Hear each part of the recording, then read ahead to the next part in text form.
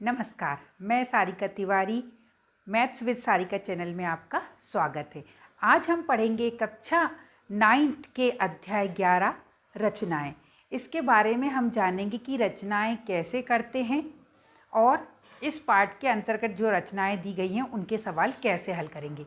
तो चलिए हम देखते हैं कि रचनाओं के लिए किसी भी आकृति की रचना करने के लिए हमें क्या और किस प्रकार उसकी रचना हम करेंगे। तो हम देखें, सबसे पहले तो रचना के भाग क्या होते हैं। जब हम किसी आकृति की, किसी कोण की रचना करते हैं, ठीक है, तो हमें उसमें क्या करना पड़ता है, उससे हमें क्या समझना है, पहले ये जानने की आवश्यकता है। तो सबसे पहले आता है रचना के भाग। जब भी हम किसी आकृति की रचना करते हैं, निर्माण करते हैं, तो उसके क्या क्या भाग होते हैं। सबसे पहला भाग उसका होता है पुनर्कथन। क्या होता है पुनर्कथन? पुनर्कथन जो हमें दिया रहता है, इसके भी दो भाग होते हैं। इसमें हमें ये देखना है कि क्या दिया है या हमें क्या निकालना है, क्या बताना है, ये पुनर्कथन के अंतर्गत आता है। और रचना को जो आकृति है, जो कोण है, उसकी हमें रचना करनी है, ये पुनर्कथन से हमें पता चलता है। तो रचना का पहला भाग हो गया पुनर्कथन। दूसरा इसका भाग है विश्लेषण। जैसे हमें किसी आकृति, किसी कोण का निर्माण करना है, उसकी रचना करनी है, तो हम विश्लेषण करते हैं कि हमें कैसी स्टेप लेना है, हमें स्टेप बाय स्टेप क्या क्या करना है, ये हमें समझना पड़ता है। ये हर व्यक्ति की सोच अपनी अलग अलग हो सकती है, वो किस तरीके से उसका निर्माण करता है, वो अपने अंदर किस प्रकार से विश्लेषण करता है कि उसको किस प्रकार के चरण संपादित करने हैं। ठीक, तो विश्लेषण में क्या क्या करना है ये बताया जाता है। इस भाग को हमें प्रश्न में प्रस्तुत करने की आवश्यकता नहीं पड़ती है। ठीक, अगला भाग होता है आकृति। जैसे आपको कोई भी आकृति निर्मित करनी है, बनानी है, तो उसके लिए आपको कुछ यंत्रों की आवश्यकता होती है। जो हमारे कंपास के कुछ यंत्र हैं वो कौन कौन से हैं, जैसे मैं आपको दिखाती हूँ। ये आपका प्रकार है, ये डिवाइडर है जो कि बहुत ही इम्पॉर्टेंट है। इसका तो समझो हर आकृति के निर्माण में बहुत ही महत्वपूर्ण योगदान है, तो इसे आप ध्यान रखेंगे। ये डिवाइडर है, ये रूलर या स्केल, ये चांदा है और ये सेट स्क्वायर है। ये हमारे कंपास के भाग है। इन यंत्रों का उपयोग हमें अपनी किसी आकृति की रचना करने में उपयोग करना पड़ता है। और उसके साथ ही पेंसिल, शॉर्पनर, रबर आदि की हमें आवश्यकता पड़ती है। ये हमारे यंत्र हो गए। अगला जो आता है आकृति के निर्माण करने के लिए, उसके बाद आता है रचना। यानी हमने जो आकृति बनाई उसकी स्टेप कैसे क्या करा, हमने उसमें क्या क्या किया, वो हमारी रचना यानी क्रिया विधि होती है। यहाँ हमें उसका वर्णन करना पड़ता है कि हमने उसमें क्या क्या किया। फिर आता है उपपत्ति, यानी हमने जो रचना करी, हमें किसी तर्क के द्वारा उसका प्रमाणीकरण करना है, उसे प्रमाणित करना है। पर ये आवश्यक नहीं है। जब आपसे प्रश्न में पूछा जाए कि आप इसे बताइए कि कैसे आपने किया है, तो हम इस भाग को लेंगे, अन्यथा हमें इस भाग को लेने की आवश्यकता नहीं है। तो अभी आपके कोर्स में ये वाला भाग, इसका हम उपयोग नहीं करेंगे। तो आपने देखा रचना के भाग, पुनर्कथन यानी क्या दिया है, रचना क्या करनी है हमें, ये पुनर्कथन के अंतर्गत आता है।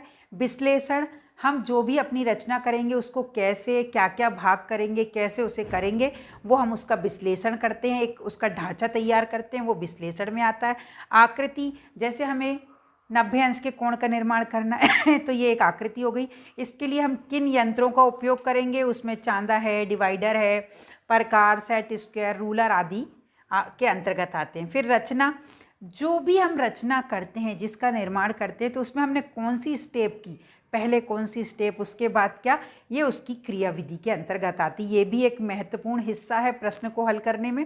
फिर आता है उत्पत्ति, इसे हम किसी तर्क के द्वारा प्रमाणित करते हैं, इसकी आवश्यकता नहीं होती करने की। जब हमारे प्रश्न में पूछा जाएगा तो हम इसका उपयोग करेंगे। तो हमने देखा कि रचना करने के हमारे कौन कौन से भाग होते हैं। अब इसके बाद मैं आपको 11.1 का एक पहला प्रश्न ले रही हूँ, तो हम पहले प्रश्न को देखेंगे। बहुत ही सरल है पहला प्रश्न। यदि आपने पहला प्रश्न कर लिया तो आप पूरी एक्सरसाइज स्वयं कर सकते हैं। ठीक है, यदि पहला प्रश्न आपने अच्छे से किया तो आप ये एक्सरसाइज खुद कर सकते हैं। क्या है हमारा पहला प्रश्न? 11.1 का पहला प्रश्न है हमारा।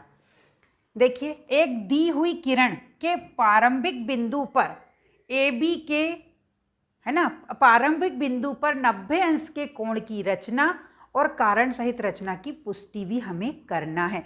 यानी हमारा है कि एक किरण है, उसके प्रारंभिक बिंदु पर हमें 90 अंश के कोण की रचना करनी है। ये इसमें किरण दिया है, पर किरण और हम रेखा को एक सा ही लेंगे। किरण क्या होती है? जिसका एक प्रारंभिक बिंदु तो होता है पर अंत बिंदु हमें ज्ञात नहीं होता। पर रेखाखंड या रेखा वो होती है जिसके, रेखाखंड क्या होता है? जो जिसके दोनों बिंदु हमें दिए हो, निश्चित हो। तो हम यहाँ पर अभी उसमें किरण शब्द का ही उपयोग करेंगे। तो सबसे पहले हम क्या करेंगे? देखो, एक दी हुई किरण के प्रारंभिक बिंदु पर हमने ये एक किरण ले ली ए बी। किरण तो चलती रहती है ना, जब तक कि हम उसका कोई एंड पॉइंट ना ले लें। तो हमने ये जो प्रारंभिक किरण थी उसको ए बी नाम दे दिया है। अब वो बोल रहा है हमसे प्रश्न में, एक दी हुई किरण के प्रारंभिक बिंदु पर, प्रारंभिक बिंदु उसका कौन सा है? ए। इस बिंदु ए पर हमें 90 अंश के कोण की रचना करनी है। इसके लिए हम क्या करेंगे? सबसे पहली स्टेप है आपकी, हमने ए बी किरण ली, है ना। पहली स्टेप क्या है आपकी? ए बी किरण ली, ठीक। दूसरी स्टेप, बिंदु ए पर, है ना, बिंदु ए पर हमने क्या किया? बिंदु जो ए बी का बिंदु है ना, हम यहाँ लिख सकते हैं। देखो क्या लिखेंगे हम? किरण ए बी के, किरण ए बी के बिंदु ए पर हम कार्य कर रहे हैं। बिंदु ए पर हम क्या करेंगे? बिंदु ए को केंद्र मानेंगे। बिंदु ए को केंद्र मानकर वृत्त का कोई चाप ले लेंगे, कोई भी त्रिज्या का। ए को केंद्र मानकर वृत्त की कोई भी त्रिज्या का आपने चाप ले लिया बिना नापे। जैसे ये थोड़ा 1-1.5 सेंटीमीटर, 2 सेंटीमीटर के लगभग आप खोल लेंगे, आपकी मर्जी जितना खोलना हो, ठीक, अपने अंदाज से खोल लेंगे। तो हमने ए को केंद्र माना। यहाँ पर आपको, ये हमने रूलर से ए बी किरण खींची। अब आपको आवश्यकता पड़ेगी डिवाइडर की, ठीक है। तो अब हम जो ये वृत्त का चाप खींचते हैं वो डिवाइडर से खींचते हैं। तो डिवाइडर का जो नुकीला सिरा होता है हम बिंदु ए पर रखेंगे और पेंसिल वाले सिरे से हम क्या करेंगे? चाप खींचेंगे, वृत्त का एक चाप खींचेंगे। तो हमने, देखिए, ये हमारा, ये मेरे अंगूठे को मैं नुकीला सिरा मान रही हूँ और ये मेरी पेंसिल है, ठीक। डिवाइडर में है ये दोनों चीज़ें। तो हमने ए को केंद्र माना और वृत्त का एक चाप ऐसे खींच दिया, ये, ठीक। ए बी के बिंदु ए पर, ए को केंद्र मानकर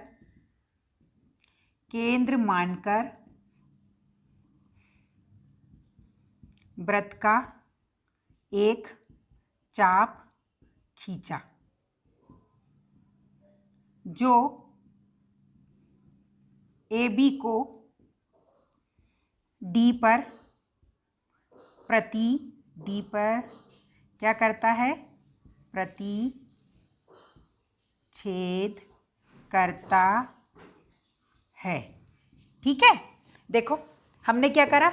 सबसे पहले ए बी किरण ली, फिर ए बी किरण के बिंदु ए पर हमने वृत्त का एक, कोई सी भी त्रिज्या ली और ए को केंद्र मानकर वृत्त का एक चाप खींचा जो ए बी को डी पर काटता है। अब हम अगली स्टेप में क्या करेंगे? डी को केंद्र मानेंगे और उसी पहली वाली त्रिज्या से हम इस चाप पर, जो वृत्त का चाप खींचा है, उस पर 2 चाप उसी त्रिज्या के खींचेंगे। जैसे हमने ये डी को केंद्र माना, एक चाप उसी त्रिज्या से खींचा, फिर आगे बढ़े, इसको केंद्र मानकर ये एक और चाप खींच दिया हमने। इसको हमने क्या नाम दिए? D1 और D2, ठीक।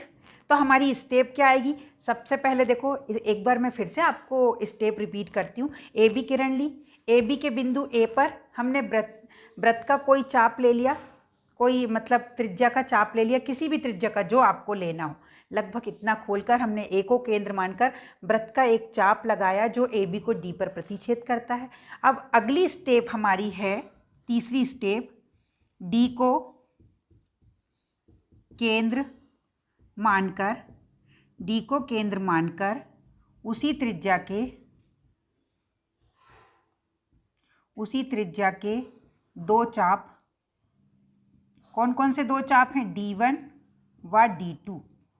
दो चाप खींचे D1 दो चाप D1 व D2 D1 व D2 दो चाप खींचे जो पहले वाले चाप को काटते हैं, जो पहले वाले चाप को D1 व D2 पर काटते हैं, D1 व D2 पर काटते हैं।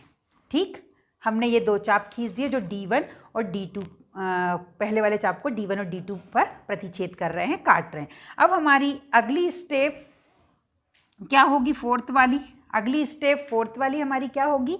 देखिए हम क्या करेंगे, ये D1 और D2 को केंद्र मानकर, D1 और D2 को केंद्र मानकर बारी बारी से एक चाप खींचेंगे। ये देखिए D1 को केंद्र माना, ये एक चाप खींच दिया, ये एक चाप, और D2 को केंद्र मानेंगे, नुकीला सिरा D1 और D2 पर रखेंगे और पेंसिल से चाप खींचेंगे डिवाइडर के द्वारा। तो हमने ये चाप खींच दिए, ये आपके चाप आ जाएंगे। हम कटान बिंदु को जो आपको नाम देना हो, ठीक, कटान बिंदु को अपन क्या करते हैं? D3 नाम देते हैं, D3 नाम दिया। ठीक, अब हमने क्या करा? इसकी अगली स्टेप हमने D3 से जाती हुई किरण खींची।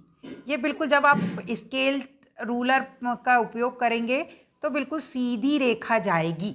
ठीक, हमने D3 से जाती हुई एक किरण खींची जो हमने C पर रोक दी है, ये ठीक।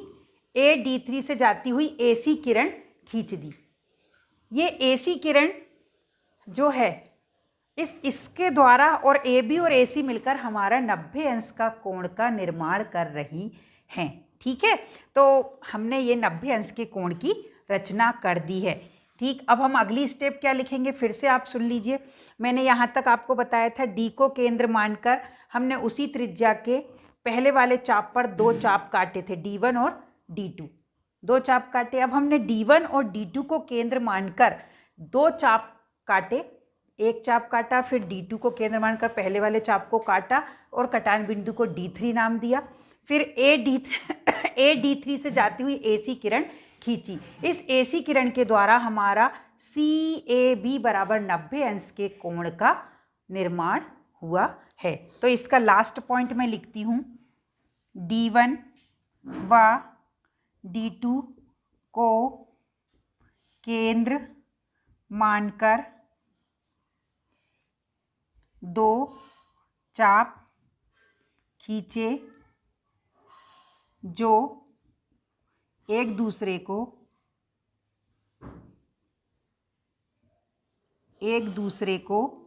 D3 पर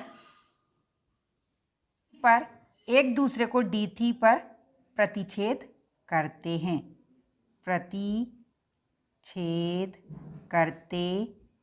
एक दूसरे को D3 पर प्रतिच्छेद करते हैं। फिर इसका अगला पॉइंट जो आएगा वो मैं आपको यहाँ लिखकर बताती हूँ। हमने क्या करा? देखिए D1 व D2 को केंद्र मानकर दो चाप खींचे थे जो एक दूसरे को D3 पर प्रतिच्छेद कर रहे थे। अब हमने D3 से जाती हुई, ये इन दोनों को मिलाती हुई AC किरण खींची,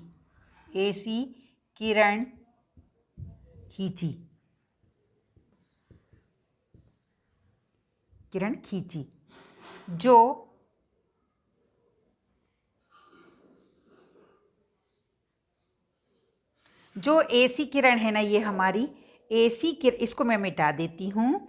AC किरण खींची, AC व AB किरण मिलकर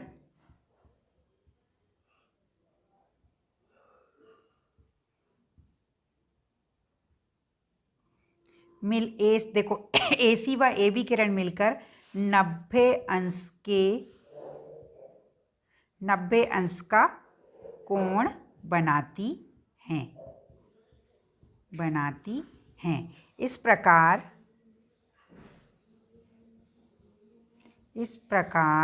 कैसे लिखेंगे हम इसे?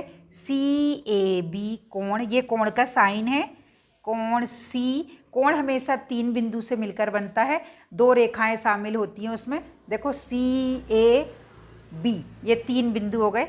CAB बराबर 90 अंश के कोण की रचना हुई। ये हमारा 11.1 का प्रश्न पूरा हुआ। मैं इसे एक बार और आपको रिपीट करना चाहूँगी। देखिए, प्रश्न था हमारा एक दी हुई किरण के प्रारंभिक बिंदु पर 90 अंश के कोण की रचना करना है और कारण सहित रचना की पुष्टि भी करना है। हमें सिर्फ रचना करनी है और उसके पॉइंट लिखना है कि आपने क्या क्या किया। सबसे पहले हमने देखिए AB, पहला पॉइंट AB किरण ली हमने, ये AB किरण खींच दी। उसके बाद AB के बिंदु A पर हमने A को केंद्र माना और वृत्त का कोई चाप, ऐसे वृत्त का निर्माण होता है पूरा ऐसे, तो हमने वृत्त का कोई चाप लिख लिया है ना, किसी भी त्रिज्या का। ये त्रिज्या के द्वारा ही वृत्त का निर्माण होता है, बिना त्रिज्या के वृत्त का निर्माण नहीं होता। तो हमने कोई त्रिज्या का वृत्त का चाप लिया, A को केंद्र मानकर ये ऐसा वृत्त का चाप खींच दिया जो AB को D पर प्रतिच्छेद करता है। वृत्त का एक चाप खींचा जो AB को D पर प्रतिच्छेद करता है। इसके बाद हमने D को केंद्र माना, हमारा जो डिवाइडर है उसका नुकीला सिरा D पर रखा और पेंसिल के द्वारा दो चाप लगाए। जो हमने पहले चाप खींचा था उस पर हमने 2 चाप लगाए और जो चाप पहले वाले चाप को काट रहे थे उसे हमने D1 और D2 नाम दिया। तो हमें पहले वाले चाप पर 2 बिंदु D1 और D2 प्राप्त हो गए। अब अगला हमने उसके बाद क्या किया, D1 व D2 को केंद्र माना। एक बार हमने नोक को, डिवाइडर की नोक को D1 पे रखा और एक चाप खींच दिया। फिर हमने D2 पर डिवाइडर रखा नोक को और पेंसिल के द्वारा पहले वाले खींचे गए चाप को हमने काट दिया। तो हमने ऐसा लिखा, D1 व D2 को केंद्र मानकर 2 चाप खींचे जो एक दूसरे को बिंदु D3 पर प्रतिच्छेद करते हैं। उसके बाद हमने ये बिंदु A है ना, ये बिंदु इस जो कटान बिंदु को हमने D3 नाम दिया था। D3 से जाती हुई AC किरण खींची, D3 से जाती हुई AC किरण खींची। अब जो AC है वह AB किरण, 2 किरणें थी हमारी, AC और AB किरण दोनों मिलकर 90 अंश के कोण का निर्माण कर रही हैं, कोण को बना रही हैं। इस प्रकार हमारे पास कोण CAB बराबर 90 अंश के कोण की रचना हुई। तो आपने देखा हमने कितने आसानी से 90 अंश के कोण की रचना कर ली। इसी के द्वारा हम 45 अंश के कोण की रचना कर सकते हैं और भी कोणों की रचना हम कर सकते हैं। इसके बारे में अभी मैं आपको अपने अगले वीडियो में बताऊंगी। यदि मेरा ये सवाल आपको पसंद आया हो तो आप मेरे चैनल को लाइक, शेयर और सब्सक्राइब जरूर करें। धन्यवाद।